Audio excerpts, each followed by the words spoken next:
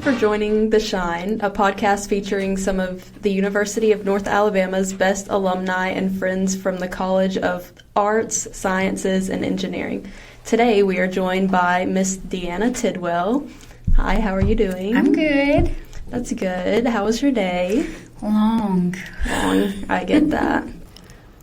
Before listening, please note that some of this conversation may be triggering as we will be discussing the topics of self-harm and domestic violence. So after speaking with our professor, we hear that you are a very interesting person, so we have some questions to ask you just to get to know a little bit more about you and what you do.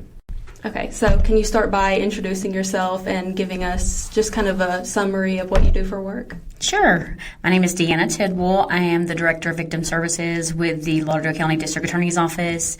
And what that means, what a victim service officer here for the state of Alabama is actually defined by our Constitution. The Victims' Bill of Rights was enacted in 1996, and part of that and part of the Alabama Crime Victims Compensation Commission required all district attorney's office to have a full-time victim service officer. And then it actually went into the Bill of Rights that says what we're required to do. And mainly that is notification about their court dates, to tell them about the services that are available to victims of crimes, and to just really help them through the entire criminal justice process. Okay, so how long have you been in this field? I have been in this position for 20 years. Wow, okay. So we also heard that you went to UNA. I did, yes. So what did We're Lions. So what did you study at UNA? So my undergraduate degrees were criminal justice and sociology, and my master's is in counseling. Okay. Do you have a favorite memory you could share with us from your time here? Sure. I remember, of course, it's a long time ago when I was here at UNA as an undergrad, but I remember having the windows open and you could hear the lions roaring, while you were in class. So that was pretty neat. But I also have these great memories of SOAR. I think y'all still do that. We do. Like before school, you actually start school. Mm-hmm. I loved it. Like it was just fun, it's that little weekend or whatever. So those are, I guess, my best memories here at UNA. Yeah, I wish we still had the Lions here, but I think they've been talking about bringing them back, but I don't know if they actually will. I hope so. The tradition of live lions on campus began in 1974. Since that time, UNA has been home to 4 live lions. How do you think the University of North Alabama was foundational in your pathway to success? Well, UNA actually gave me direction. It gave me a path, a career path. It gave me a purpose. I am a first-generation college grad. The only person, when I say first-time college grad, it is very unusual for people, especially my cousins and sisters, stuff my age, to even graduate high school. So to have a college degree and then to go on and get a master's is it's not in my family history. So UNA, what it did, it literally changed the trajectory of my life and my career path, and I have gotten to do amazing, wonderful things because of the university and the wonderful professors that I had that encouraged me with my internships. I actually started an internship at the district attorney's office in 1996. So I have worked for the district attorney's office since then, but I've been in this position for 20 years. So next year I will celebrate 30 years with the state of Alabama and the district attorney's office. Wow, very cool. Was there any kind of required training that you had to complete, kind of similar to UNA or outside of it? To be the victim service officer. Mm-hmm. So what they required, or they did require, now we don't have grant money, but they required a 40-hour training where we went and got hands-on in-person training from different professionals, in domestic violence, sexual assault, working with homicide survivors, just the newest and latest stuff, and crisis intervention, of course. But with counseling, I have to have my 40 hours of continuing education every 2 years to be able to renew my license. So I have to have those continuing education credits. So I do a lot of training, and I have Numerous certifications that I get every year. I am also nationally certified advocate with NOVA, which is the National Organization of Victims Assistance in Washington. So that requires 30 hours of training a year. So different things that I'm certified in that pertain to my job as a victim service officer require different things. So can you tell us kind of what inspired you to pursue this career? What inspired me really was my life experiences and my firsthand experience with the criminal justice system. I am a survivor of domestic violence and child abuse. My first experience in the criminal justice system was going with my mother to see the district attorney and trying to dismiss domestic violence charges because my father was in jail for abusing her. And years later, that district attorney, because I've worked for 2 different district attorneys now, he actually hired me in 1996 during my internship. He still to this, I've never told him to this day that I met him years prior when I was younger. But because of that experience and just the trauma that I experienced as a child, I wanted to help people and I wanted to make a difference. And I wanted to do whatever I could to get people justice. That's great. I think that's really inspiring and a really great reason to go into this career. So could you just walk us through kind of a day in your life on the job? Well, probably a lot. Some days it is Grand Central Station. The phone is constantly ringing, and I am going back and forth to a courtroom because, of course, if you're a victim of domestic violence here in Lauderdale County, or you're a victim of any felony case, whether that's domestic violence, sexual assault, child abuse, robbery, if you're a homicide survivor because you've had a loved one that was murdered, I'm the person you're calling. So, and we get over 1,000 cases a year. So I get a lot of phone calls.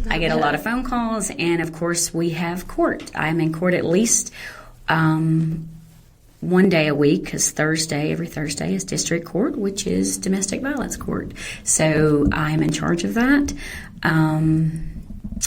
So it's busy.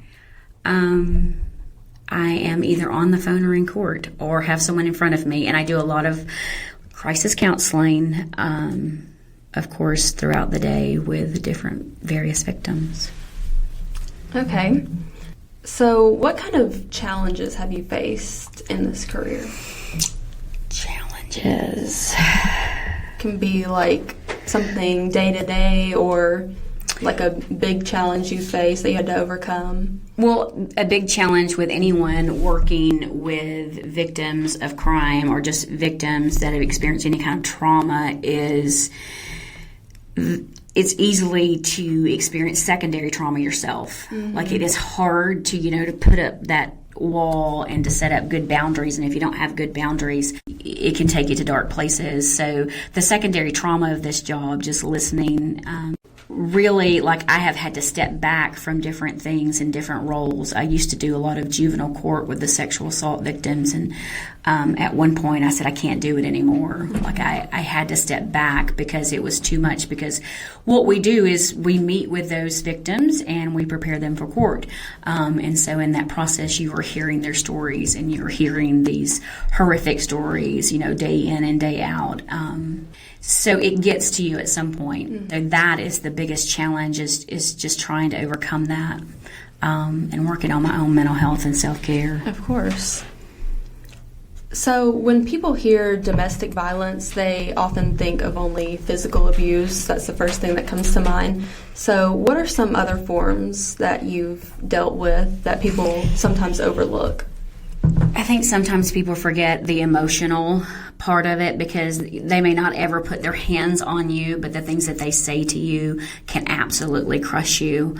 And financial abuse, we have lots of victims who will want to dismiss their cases because they are totally financially dependent on their significant other. Mm-hmm. He pays the bills, he takes care of everything, and without them they don't have a clue, because they've always been isolated from that part of their relationship. So yeah, the emotional, financial, and psychological, like, people think that you can get over physical stuff because that heals, when broken bones heals. I've had lots of victims in front of me with lots of broken bones, but being a counselor and actually providing counseling to victims of domestic violence, you see that that's not their main thing that they're dealing with. It's the emotional and psychological abuse where they feel like they're hopeless and that they're worthless and that they have no value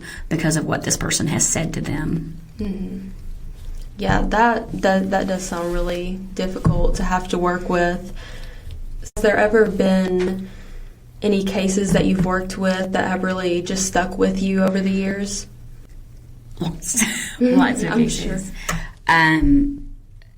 There was a time period, and I don't remember the year, where we were number one, and it's not a good statistic, that we had the most domestic violence homicides in the state. Mm-hmm. And it was because at one time, we had a homicide that it was massive amount of victims. And I say massive, there was he killed 4 people and then went and killed himself.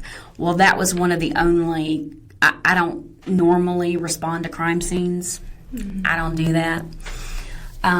Because my job is to be there with the survivors and victims. But I did respond particularly to this crime that happened, I think it was around 2009, where a man and they were going through a divorce, and he had moved to Madison, I think, or maybe they were from Madison and she had moved here. But they had a divorce proceeding that very day, and he didn't like what the judge said. And really what the judge said was, you're going to have to divide your assets, which is your home and your truck and your money. And he didn't like that. So he went and got a gun, and he broke into the home of his soon-to-be ex-wife and shot her and his 16-year-old daughter and his sister and her 11-year-old son, because his sister had come to testify against him because he was a domestic abuser and had been his entire life. But I had to be the one to talk to the father of the 11-year-old and the husband of the wife that was killed, and I just remember the conversation I had with him and just praying for God to give me the words, because I was having to talk to this man who I'd never met, who had never met me, who came to Alabama just to pick up the remains of his wife and his 11-year-old son, and he had them cremated because he could not afford to have them sent back to Illinois, where he was from. And so I had to talk to him, and of course he was in crisis while he was traveling back to Illinois, and him reminding me that he had their remains in his truck with him and that he didn't know what to do. So yeah, there are times that I'm like, I didn't know what to say, and you just pray for God for the words.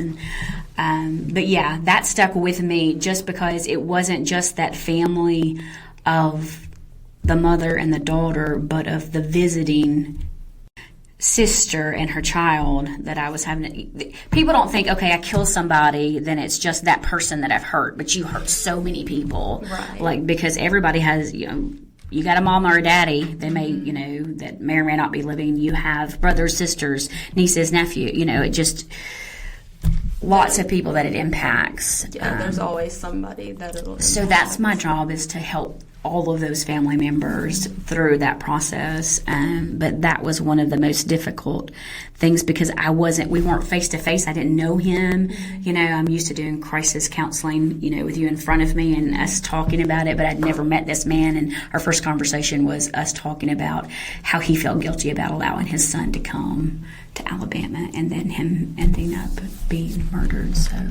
So yeah, there are some cases that stick with me. Yeah, I'm sure that's a lot, especially having to work with all of the people affected by it and so many things playing into it. Wow. So I know you spoke briefly about this, but have you ever worked with a case that you specifically related to? There are lots of those cases.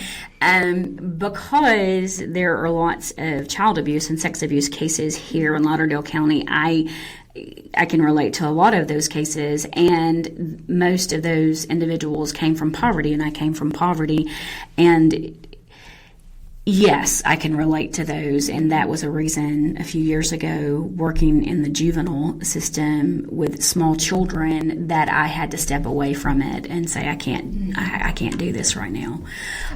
So yes, yes, I can relate.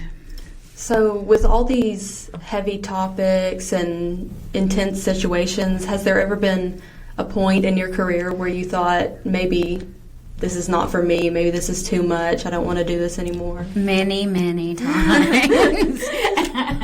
There was actually a time a few years ago, about 10 years ago, where we had just a lot of sex crimes with children.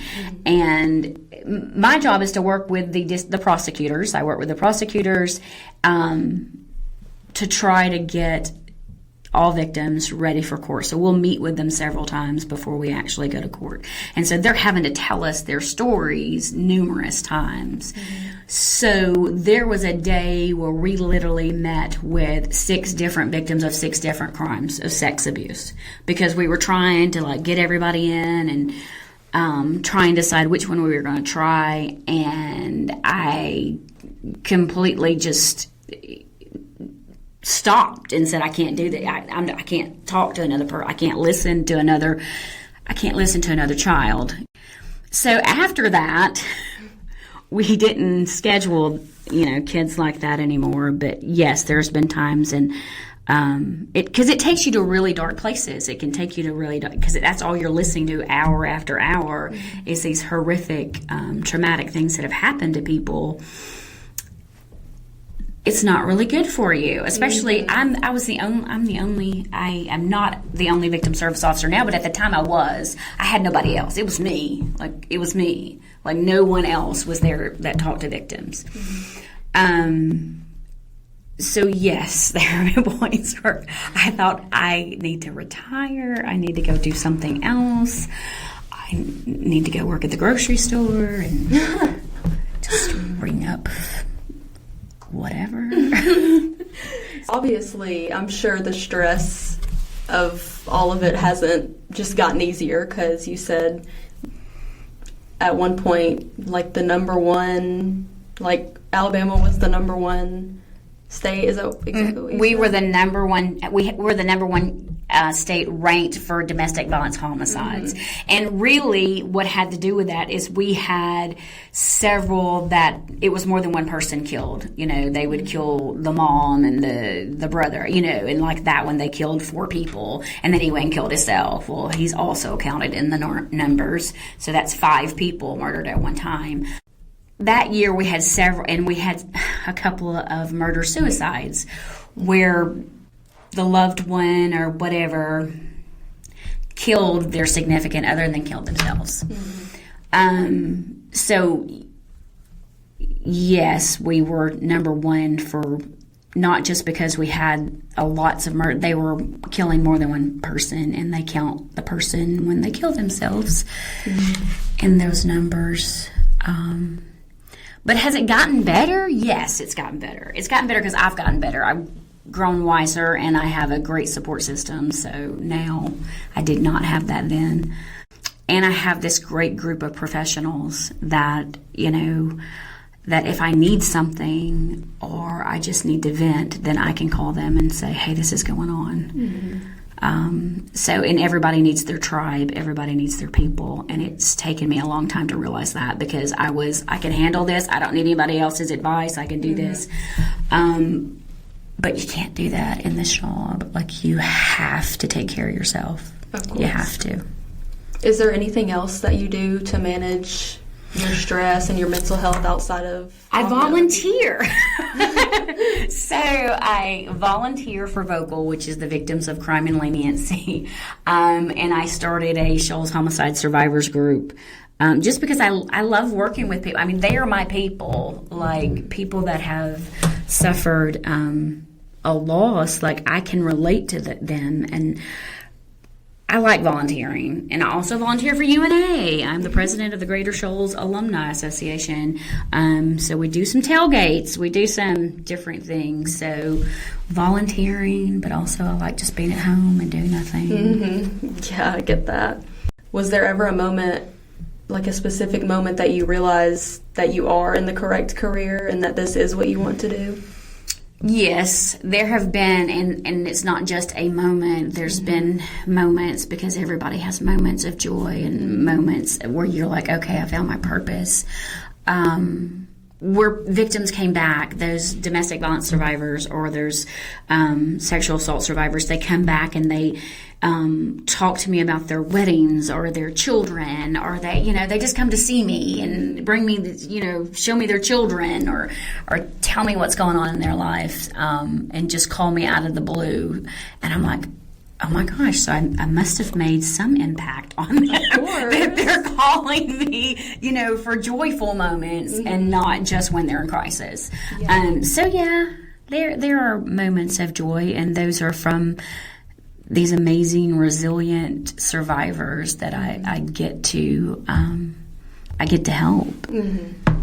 So since we've been on such a heavy subject this whole time, we wanted to wrap things up with some fun and simple questions. Okay, I'm ready for those. Yeah. So starting out super basic, what is your favorite color? It's green. Green. Oh, me too. Coffee or tea? Tea. Tea? Really? Yes. Do you have a favorite kind of tea? Well, I like sweet tea, but since I've been diagnosed with diabetes, I'm not supposed to have it. Do you drink hot tea? No. Okay. Iced tea. Mm-hmm. I'm a Southerner. Iced tea. Are you more of a morning person? I'm a morning person. When the alarm clock goes off, I'm up and I'm ready to go. I get dressed and I'm ready. Cannot say the same. I wish I could. What is your favorite music genre? I love everything. Right now, I am listening to a lot of the modern Christian stuff. And I like Noah Kahan.